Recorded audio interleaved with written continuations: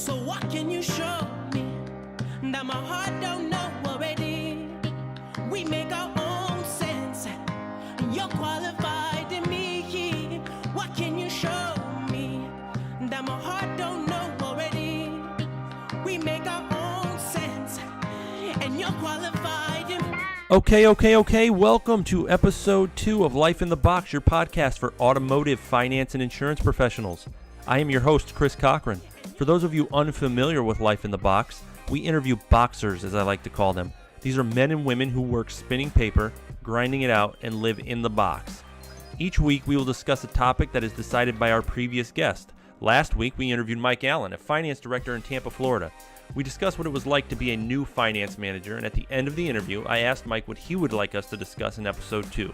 His topic of choice was to interview or not to interview.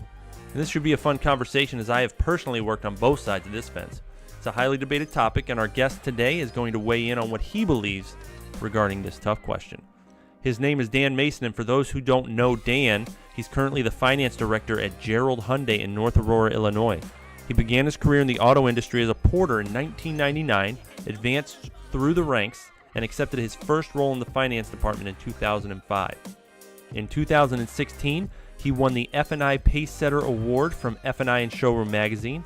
He's AFIP certified at the senior level and considers himself a legal and compliance expert.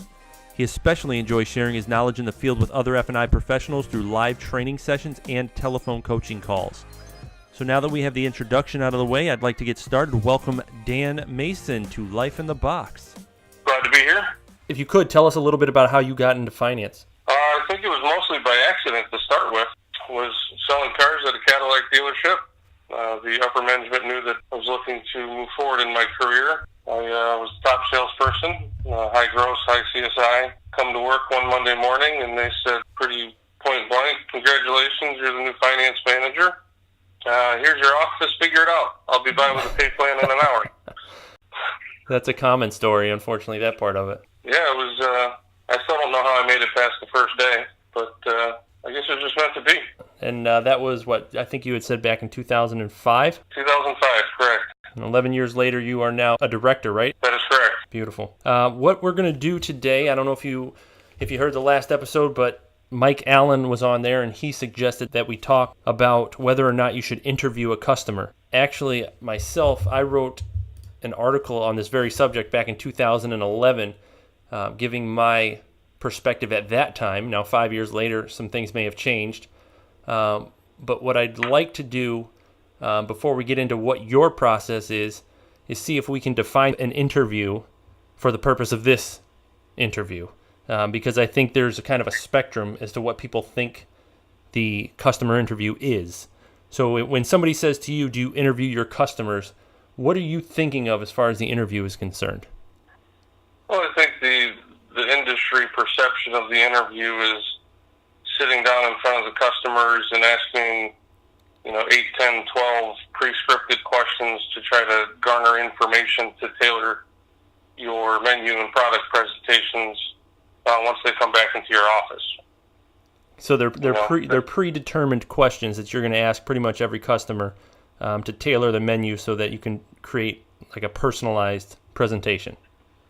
Yeah, I believe that's what most people would call the interview. Okay. So if we use that as the definition, would you say that you interview your customers before you bring them into your office? Not by that definition, no. Okay. Well, if you could, would you elaborate on kind of what it is that you do and maybe why you do it the way you do? When I go out and visit with every customer before they come into my office, and really for me, the point of that contact is to really answer the 3 questions that every customer has, and that is, who are you, what do you do, and how long is this going to take? Right? Yep. And then it kind of gives you the ability to reset the clock, give them a realistic expectation of exactly what's going to happen next. And, folks, just give me about 5-10 minutes. I'm going to get your paperwork together. We're going to come back to my office, and we're going to get you out of here as soon as possible. At what point do you make that presentation or that introduction? Is it as soon as the customer says, yes, I'm ready to buy a car? Is there a lag time between that point and the time you actually go out and say hello to them? Well, yeah, once the salesperson person has gotten the commitment, they're going to put together the entire deal packet with all the paperwork. Get signed off by the desk manager, then that deal packet gets to me. I first go through and make sure everything's in there that we need, and then I immediately go out at that point in time to go sit with the customer for just a couple minutes. And it's basically, my name's Dan, this is what I do, and it's going to be about 5 or 10 minutes, and you'll be in my office. Yeah, try to make fun, have a little fun with the customer. My name's Dan, I'm the financial services director here. I'm going to be handling all your legal paperwork. Congratulations on your car, are you excited? So I just got your paperwork here. I'm going to go put everything in the computer system. It's going to take about 5-10 minutes. Then I'm going to bring you back to my office. I'm going to hold you hostage for about 2-3 hours. No, just kidding. You get the my laugh goal out. is to get you out of here as quick and easy as possible. Sound good to you guys? Great. I'll see you in about 5-10 minutes. At no point in that introduction are you doing any sort of probing questions as to their driving habits or? Not at that point. I would say that when we speak about the interview, typically that would be the point that our definition of the interview would be completed is, right there is when they would sit down and go through the 10 or 15 questions, pre-written questions that kind of give the finance manager an idea of this customer's driving habits, their ownership habits, kind of setting them up for some product presentations. Typically, that's when this would happen, correct? Not for you, but... Not for me, but that is the typical interview time frame and period right there. I mean, I don't know if you see this as much as I do. You probably do, but why do you do... I guess the question is for me is why do you do it that way as opposed to the typical or the understood definition of the interview and the 10 to 15 questions? Why don't you do that? At that point, the customer is finally feeling slightly relaxed, right? They just got done negotiating, and they've gotten to the point now where they're starting to relax a little bit. So if the very next thing that happens is someone comes out and starts asking you, so if you died tomorrow, how would you like your family to pay for your car? Hey, if your car was totaled in 2 months, how would you like to pay for the balance of the car? What kind of experience does that then become for the customer, right? For me, it's about making it about the experience for the customer, not necessarily the process. And for me, in my opinion, when you start asking those 10 or 15 questions, customers aren't dumb. They've been buying cars forever. They know what that's for, right? And the first thing they're going to ask you is, well, what do you need to know that information for? And my purpose is I don't want to put walls up. I want to tear them down. I want customers to be relaxed. I want them to have fun. And I gather the information from them slightly differently in a way that they don't even realize it, which is a little more fun, actually. Well, let me ask you this, and I'm going to ask you about how it is you gather the information, but in the 11 years that you've been in finance, have you always done it this way? Have you ever tried interviewing customers? No, I've worked for the stores and the stores where you didn't have a choice but to do it the other way, so I have done it both ways. And do you see a significant difference, let's talk about production-wise, between when you interviewed the customer and when you didn't? When I switched from doing it up front to doing it more in a conversation style, your per car, your CSI especially, and your product penetrations will go up, in my opinion. I wouldn't argue that. In some of the research that I did preparing for this particular interview, it's funny how, like I said, I had written this article back in 2011 on the interview. I think this was shortly after I came back from Las Vegas, where I was actually asked that question when I was sitting on the panel. I don't know how well prepared I was to answer it then, but it prompted this article that I wrote. And I'm looking, and it's 5 years later, and I'm researching articles that have been written a month ago, 3 months ago, 6 months ago, and we're seeing such a wide array of opinions on the interview.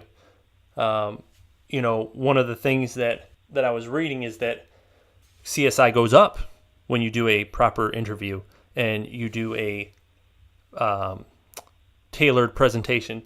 And one of the things I was reading is that your per car goes up when you do a proper interview and value presentation based on specific needs. That's one article. Then we have obviously somebody like yourself who's done it both ways and feels the opposite. It's funny to me. I mean, what are your thoughts on how this industry is so divided on this one topic? Has there not been any actual data collected? Are we just trying to pitch the particular process that we have so that we can get into a dealership and try to be the next best thing? I mean, what is the reasoning for such a divide on this one little topic that, in my opinion, really doesn't make a difference in numbers? I think, again, some of that comes down to ego and source, right? You know, if somebody has a process that they're responsible for implementing at dealerships, they're going to probably tell you that's the best way to do it, and the data is going to reflect that. You know, depending on where you go and who you talk to, you're going to get that difference of opinion based on what that individual or that company or you know, that entity has, that's their process that's going to be the best. I think that part of the divide is, you know, old school versus new school. You know, obviously our business is changing rapidly. Our buyers are changing. You know, the key indicators with our clients are changing. The millennials are coming. You know, all those things. So it's not necessarily that you're not getting the information the other way. It's just a difference in the process of doing it. Now, I will, the same article that I was kind of referencing, you know, one of the lines says a proper interview is essential to any product presentation. They're pretty clear in how they feel about this particular process, and that it's almost as if they're saying you can't present a product without doing this interview because you're presenting blind. I personally, I mean, one of the things that they talk about is how do you know which products to present, which in my opinion, it doesn't matter. You present them all to everybody every time. So the interview doesn't help there.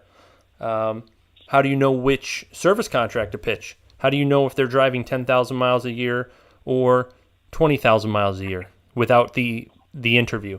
So what say you to something like that? Well, that is a fair question. So we've talked about the actual definition of the interview as most people see it as going out and going through those questions up front. So part of what I do is if you have a customer, let's say, that's financing their new car and they have a trade-in, I can tell from a credit bureau what their typical habits are as far as trade cycles. I can tell based on math the mileage and the age of the vehicle that they currently have. So I can get some of those basic information indicators, not from the customer. Now, for me, I still get that information from the customer. I just do it when they're in my office through conversation. You know, so I'm still, by definition of the interview, not doing it the way that they say, but I'm still getting the information from the customer, just doing it in a way that it comes from the customer as opposed to, you know, being grilled with 12 or 15 questions in a row. Sure. Coming out through conversation and talking about, you know, what do you do? What do your kids do? You know, what are your hobbies? Those kind of things. You can get all that information and then tailor your presentation still based on that. Just the customer doesn't feel bombarded with a quiz. That makes sense. I've always been the type who had most of their paperwork prepped and ready to go before the customer came in the office. So my menu was always printed. So it sounds to me like you're bringing the customers in the office, kind of building a little bit of rapport, talking to them, getting some information, and then building your menu as they sit there in front of you. Correct. I don't have any of their paperwork pre-printed before they come in. Okay. Everything's loaded in the computer. Everything's ready to go. You know, I actually lay it out to them, again, giving them the level of expectation. When they come into my office, you know, I welcome them in. Great, here's what we're going to do. I'm going to, once again, verify your information, make sure it's correct. I'm going to pre-print out all your basic forms here. We're going to zip right through that. You know, by the way, have you seen your owner's manual? Yeah, I know, it's really big. Good news is it's written by an attorney, so I'm going to take 2 minutes and go through your factory coverage with you in plain English. And then there's a couple things that are optional to you from the manufacturer that I'm going to cover. Is that fair enough? You know, you get that commitment, then as you're verifying information, you're talking about jobs, that's when the customer starts to relax. There's something magical about when that printer starts printing that the customers, all of a sudden, you can actually physically see them relax and sit back and calm down a little bit. It's like the light at the end of the tunnel. All right, well, if you remember when you were selling cars, and it was maybe an iffy deal, the one thing you were waiting to hear in that finance office was the printer, right? And oh, yeah. Same thing with the customers. You know, once they see that printer start going, they're like, all right, we're almost done. You get that same kind of look when you tell them who you are, what you do, and how long it's going to take. I've noticed that too. Yep. Right?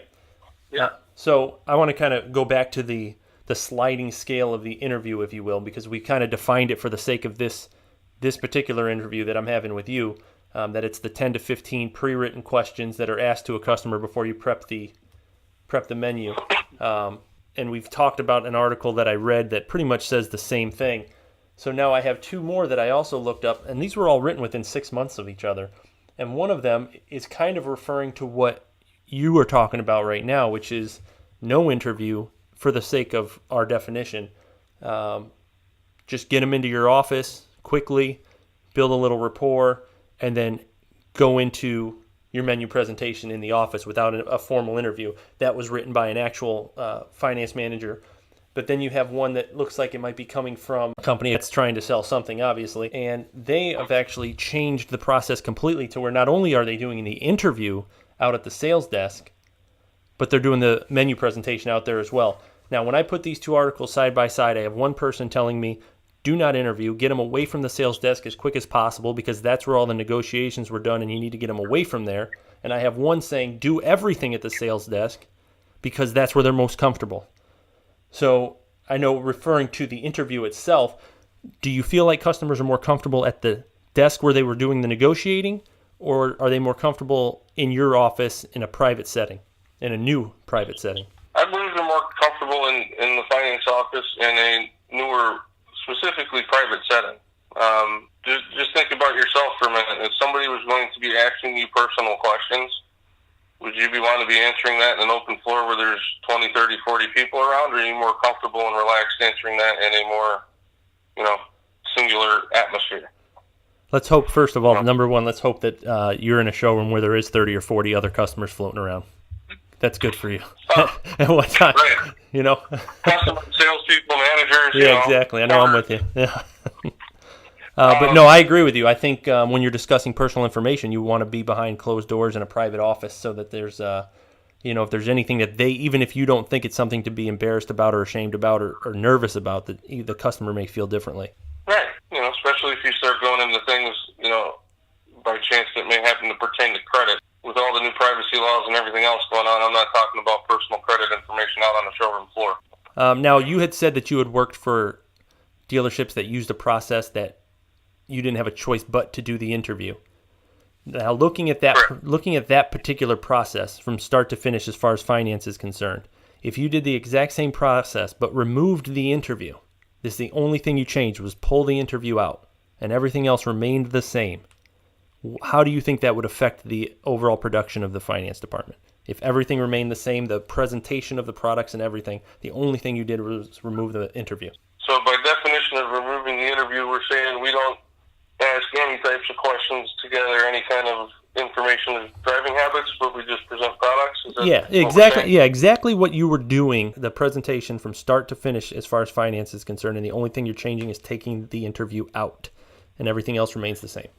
That's a tough question to answer because I think in theory, if you were not gathering any information whatsoever, that could potentially hurt your product penetrations. However, it really depends on what your product presentations are like. Are you giving a value build presentation? Or are you just giving the 2 sentences off the menu? I mean, that's probably a whole other topic for another time. But I think just for our purposes, if you took out gathering any kind of information, for most finance managers, that would probably hurt your numbers. That's kind of, I think, what I was getting at is, the divide in the industry about the importance of the interview. I believe it really comes down to your process. If your process requires you to do an interview, then the interview is necessary. But if you've established a process that doesn't require an interview for you to be able to present your products and your coverages, then the interview is not necessary. Or if your process, like in your situation, requires kind of a modified version of the interview, where it's more of a banter, if you will, back and forth with the customer and just rapport building and just sprinkling in. It's like when you're selling a car, you're asking either ors and you're asking open-ended questions, and it's kind of the same thing. One's building rapport, one's gathering information. If your process is revolved around that, then that's what's going to work for you. So, I mean, in everything that I've read, seen, listened to, it seems to me, and obviously I would love you to speak up and tell me if you agree or disagree, but it seems to me like it's really based on the process you put in place in your store, whether or not the interview makes a difference. I agree. One of my favorite sayings is processes don't fail, people do. So when you decide on what your process is going to be, it's just like presenting product. You do that process 100% of the time, no questions asked. That's the only way you can gauge the success or failure of that process is by doing that process all the time. Once you then figure that out, if you start making changes to that process, then you can gauge the actual validity of those changes and what they're actually doing to either help or hurt you. I would agree 100%. I mean, as far as the interview goes, summing up what we've talked about, there's a spectrum of the interview from none at all to a few questions here and there to an all-out questionnaire, 10 to 15 questions asked of the same customer every time. We've kind of covered them all. We've covered our viewpoints. Before we wrap this up, do you have any final thoughts on the interview that you'd like to tell any of the listeners? And then when we're done with this, I am going to ask you what we're going to talk about on the next episode. I don't know if you've given any thought to that, but any summary points on the interview for any maybe new finance managers coming into the office that aren't really sure what we're talking about or if they should be doing it or not, assuming they don't have somebody in their dealership telling them what to do? For people that are new coming into this, obviously it's a whole new world of a bunch of different things. So the biggest advice I would give as far as that's concerned is the labeled interview, if for nothing else, should be used as that time to build some sort of a rapport with that customer. As a salesperson, you've got hours, days, weeks, months to build that relationship. When we're in the finance office, we have about 3.5 minutes to kind of establish some kind of common ground and rapport, to bond with that customer to make them feel comfortable and relaxed. Whatever that process may be for your interview, use that as not to be, again, one question after another. Use it in conversational style to try to get the customer to open up, relax, let them know that you're a human being as well, not just a machine in the back that's supposed to print out $100 bills. And embrace what your process is and find out what works for you. Not one process will work for 100% of the people. And finding what works for you and being comfortable and confident with it and practicing it. That'll get you the results that you're looking for. I know when I first came into finance, my training was minimal. I didn't know what an interview was, but what I had started doing just out of brainstorming on how I could kind of increase my production is I made almost like a why buy manual where I had a bunch of third-party articles on the products that I was going to be offering, and I would come out and I'd introduce myself, and I had a big smiley face on the front, and please read me before going into the finance office or whatever. I can't remember. It was 12 years ago, but I would put that in front of the customer and hope that they read it before they came into my office. I didn't know about interviews. I never was taught to do an interview, but that was kind of like my interview. I would put it down in front of them, give them kind of a pre-exposure, if you will, to everything that was about to happen, and try to get like the Edmunds and some of the third-party companies out there that endorsed what we were going to be offering, and I thought that would work, and I noticed that my production went in the wrong direction, and I stopped doing that probably after about 2 or 3 months, and as soon as I pulled that, everything came back. I don't know what it was, but I feel like the setting them up for it was going against what I was really trying to accomplish. But I agree with, and I echo what you're saying. You got to do what works for you. Some people are very comfortable with the interview and think it's great. Some people just don't do well with it, don't like it. And then there's the middle ground. Dan, I appreciate you being on this show. You're my second guest. You were one of the first ones to reach out to me when I started talking about this, and I appreciate you helping me out and helping out the listeners. I do want to know if anybody did want to get in touch with you, would you mind giving some contact info if they had any questions? Absolutely. You can reach me at my email address, which is dmason, MASON, at Gerald, GERALD, auto.com. And I'll even go as far as to put my cell phone number out there, which is 630-461-3502. And I appreciate you having me. I'm glad to be here. Excellent. Now, before you go, what are we talking about next time? Oh, the myriad of things that we can cover. I think one of the hottest topics that has come up is the new school of thought of doing away with F&I and having salespeople do everything front to back.